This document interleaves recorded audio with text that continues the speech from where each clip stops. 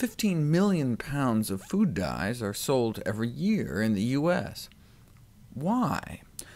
Foods are artificially colored to make unattractive mixtures of basic ingredients and food additives acceptable to consumers.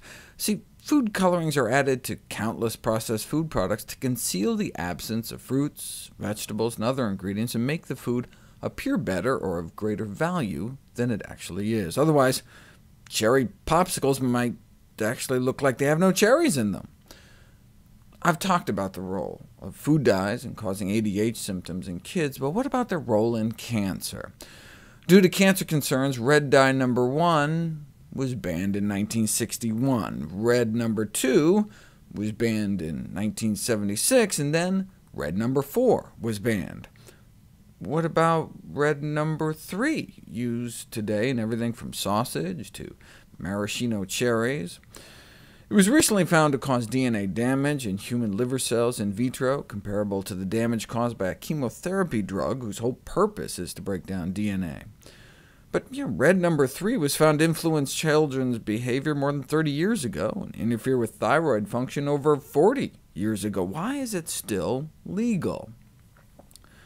This is an article from the New York Times about red number 3 published way back in 1985.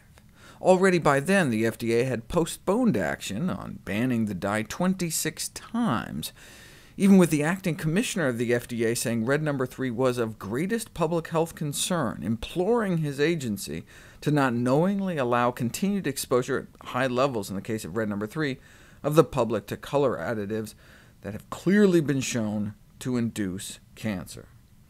The credibility of the Department of Health and Human Services would suffer if decisions are not made soon on each of these color additives. That was written 30 years ago.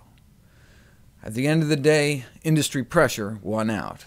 FDA scientists and FDA commissioners recommend that the additives be banned, but there's been tremendous pressure to delay the recommendations from being implemented. In 1990, concerned about cancer risk, the FDA banned the use of red number 3 in anything going on our skin, but it remained legal to continue to put it in anything going into our mouths. Now, the FDA said at the time that they were planning on stopping that too, and end all remaining uses of red number 3, lamenting that the cherries in 21st century fruit cocktail could well be light brown. That was 1990. Over 20 years later, it's still in our food supply.